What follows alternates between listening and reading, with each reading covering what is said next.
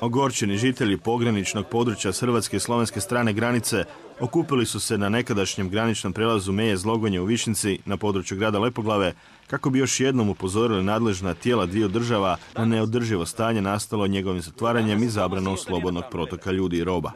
Veliki problem je nama ljudima koji živimo tu. Svakodnevno se krećemo u tom području. Dosta naših ljudi je zaposleno u Sloveniji. Svakodnevno odlazimo na posao u Sloveniju, vraćamo se i sad je problematično od tud odlaziti preko Cvetlina gdje nam je put duži barem za 20 km. Sa sličnim se problemima susreću i slovenski građani koji žive uz ovo pogranično područje. Zajednička im je želja da s otvaranjem graničnog prijelaza Meje Zlogonje nesmetano koriste cestu koja ih povezuje već i jedno stoljeće. Reći ću vam da je cesta napravljena 1907. godine jer je i tada bila potreba za njom, a danas se nađe neko pametan pa je zatvara i govori kako se njome ne smije prometovati. To našem kraju donosi štetu u gospodarstvu, našim odnosima, a i veliki broj mladih ljudi napustuje zbog toga ovaj kraj. Nema posla, čak se i vinogradi više ne obrađuju jer nisu rentabilni. Nekad smo jedni drugima prodavali grožđe, a toga više nema. Da su problemi koji su počeli s uvođenjem šengenskog režima prelaska granice, a s kojima se svakodnevno susreću žitelji pograničnog područja veliki, potvrdili su svi nazočni. Od toga da želeli prijeći državnu granicu moraju odlaziti do udaljenih graničnih prelaza, pa do toga da im pogranične propusnice, koje sve teže dobivaju, vrijede samo za uski pojas pa ih se često kažnjava zbog ilegalnog prelaza. Sve to dovelo je do ozbiljnijih posljedica. Ljudi ne mogu jednostavno normalno komunicirati, posjećivati se i normalno živjeti. Radim u Mariboru, čuvam taj posao, hrvatski ga ne mogu dobiti. Ja se svako jutro vozim od Florijana iz Logonja do Borlina 35 km, što od tu do Borlina imam 7 km. Svaki dan radim 60 km više. Iz takvih odnosa politike Republike Hrvatske i Slovenije je iz tog podneblja dosta ljudi ostavilo posao, ljudi su rastjerali, mladi su otišli. Ako je to državama i politici u interesu, nek to bude i dalje. Ali nek jednog dana neko dođe i nek veli kako živjeti i kako preživjeti.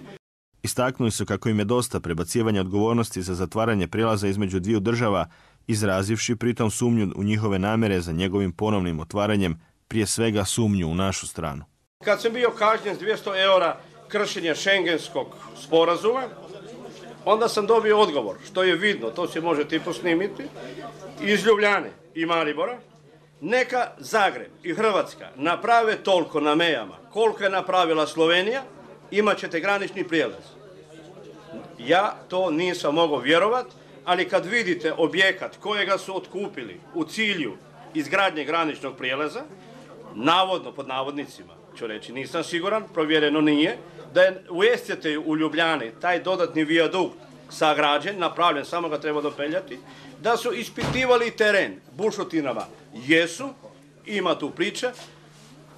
Neću hvaliti nikoga podcjenjivati, ali iz slovenske strane pisali oni bilo što pisali, govorili oni bilo što pisano, kaj je rekli, Slovenija je pokazivala daleko veće interese za izgradnju tog prijelaza nego Hrvatska.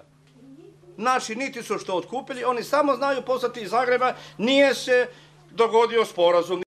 Upravo takav sličan odgovor kojim se loptica ponovno prebacuje na slovensku stranu stigao je nedavno iz Ministarstva vanjskih poslova u pismu upućenom na adresu grada Lepoglave. O tome što čini i što će nakon primljenog pisma poduzeti grad Lepoglava okupljene su upoznani gradonačelnik Marijan Škvarić i njegov zamjenik Alojz Gredelj, odbacivši pritom izjave nazočnih da grad Lepoglava zajedno s ostalim jedinicama lokalne vlasti ne čini dovoljno da se prijelaz ponovno otvori.